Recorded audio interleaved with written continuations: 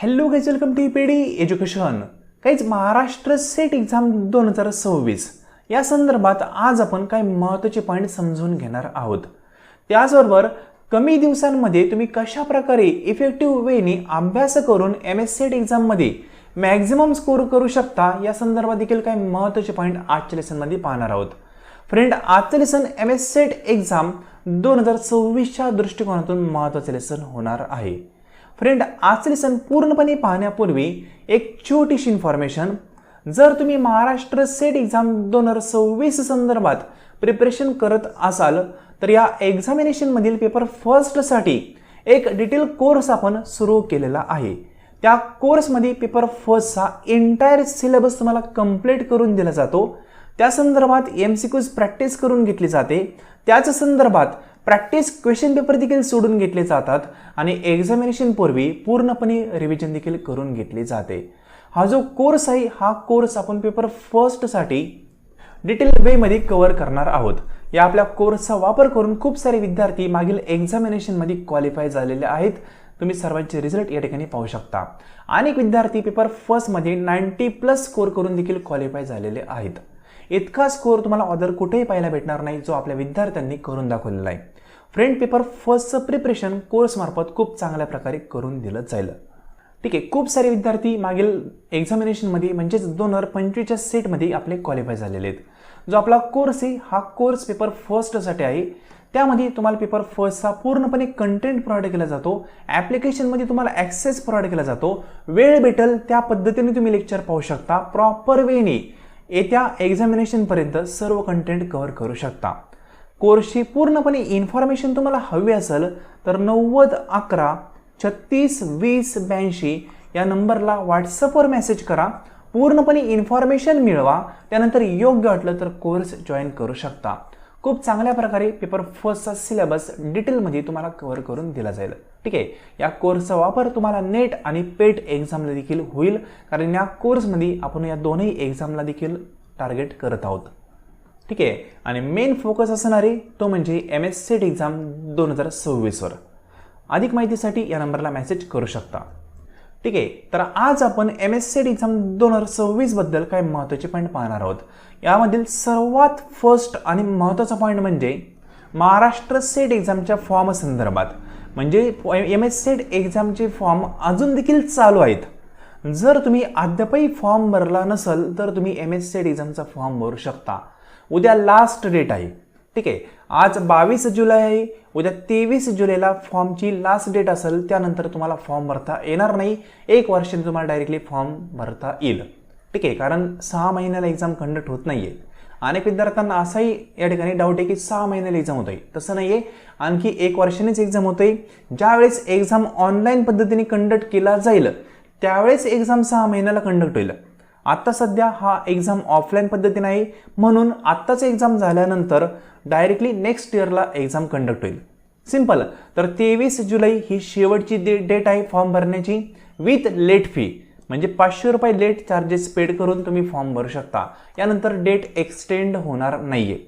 Simple. याआधी कारण 3 ते 4 वेळा डेट एक्सटेंड झालेली आहे।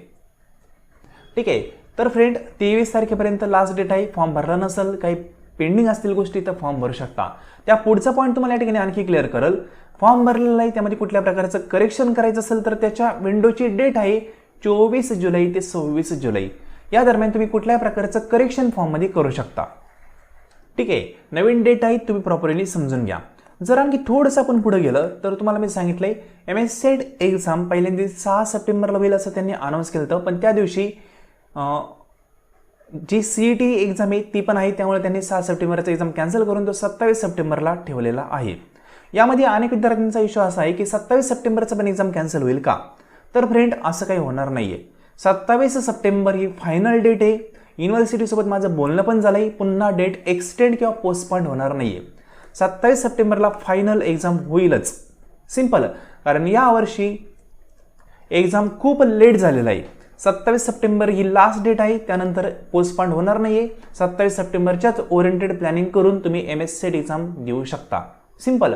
तर त्यांनी याआधी सांगितलं होतं की 15 दिवसामध्ये आम्ही सेट एक्झामची लास्ट डेट कळू, त्यांनी कळवले 27 सप्टेंबर ही डेट आहे। मग आता 27 सप्टेंबरला जर सेट एक्झाम होणार आहे तर त्याची हॉल तिकीट कधी येतील?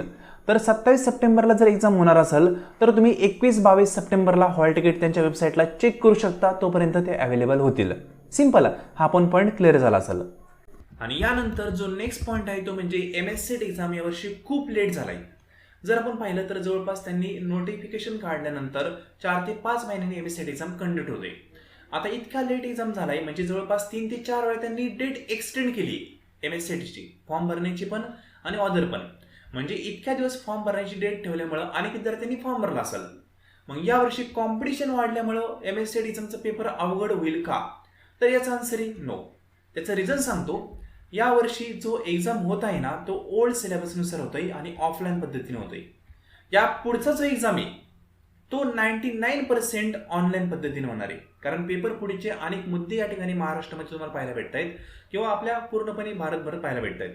या पेपर पुढीच्या मुद्द्यामुळं TET एक्झाम असेल, ठीक आहे, CET एक्झाम असेल, हे ऑनलाईन पद्धतीने कंडक्ट करत आहेत, ते कंडक्ट होणारच आहेत. सिमिलरली MS सेट एक्झाम देखील पुढच्या वेळेस ते ऑनलाईन पद्धतीने कंडक्ट करण्याचा 100% प्रयत्न करतील.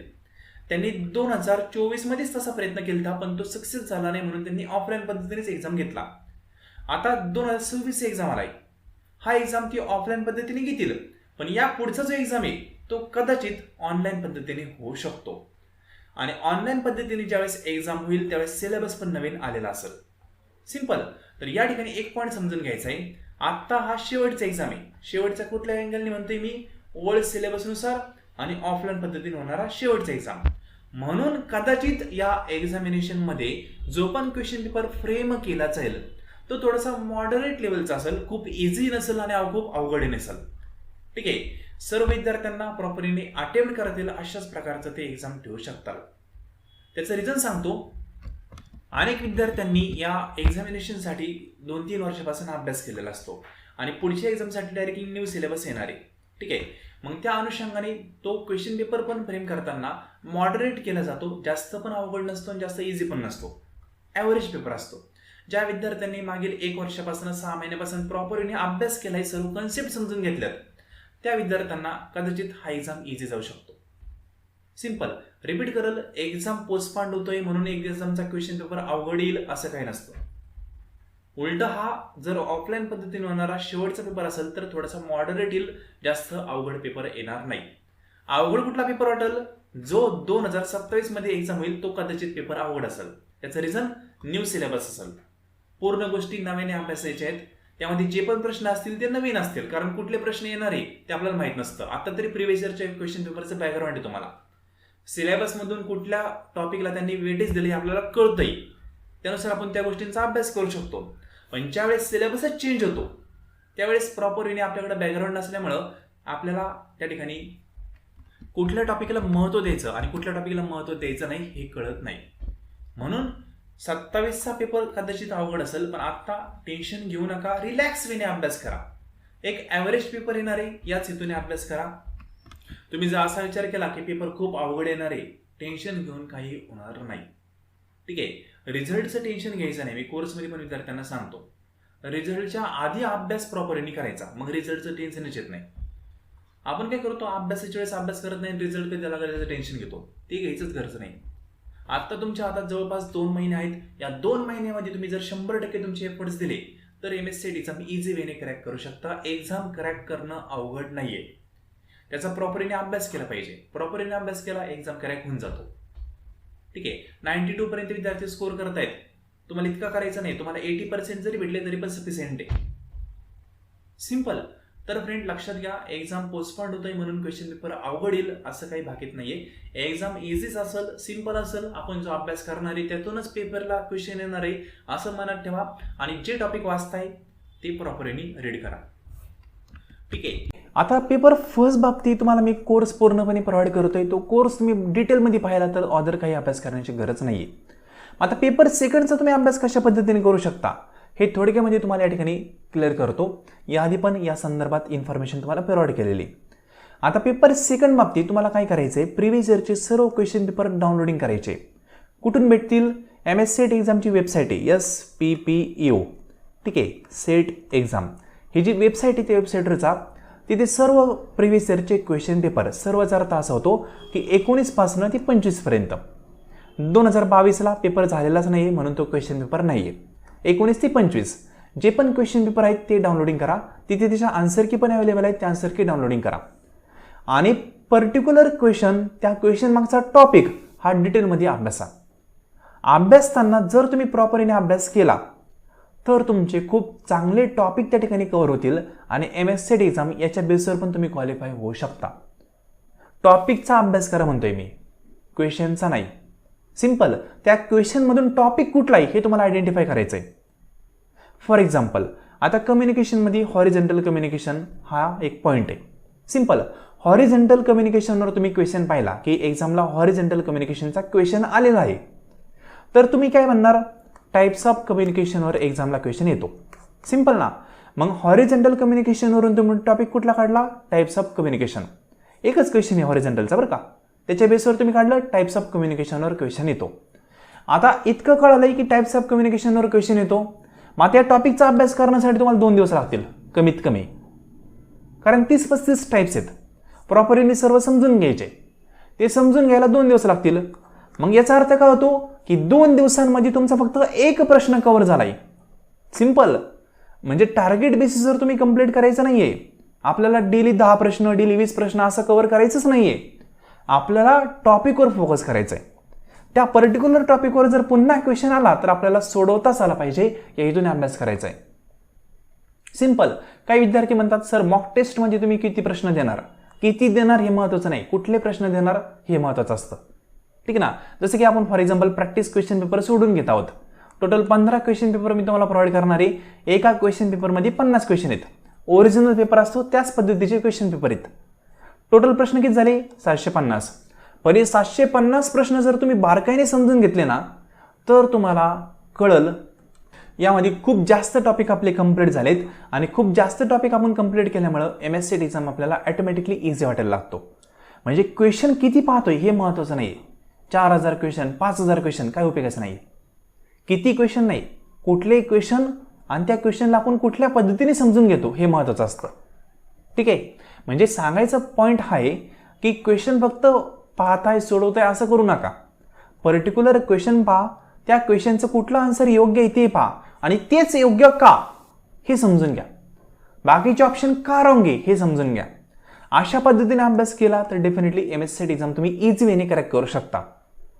विद्यार्थ्यांनी 90+ स्कोर केलेला आहे, उगाच केलेला नाहीये. ठीक आहे.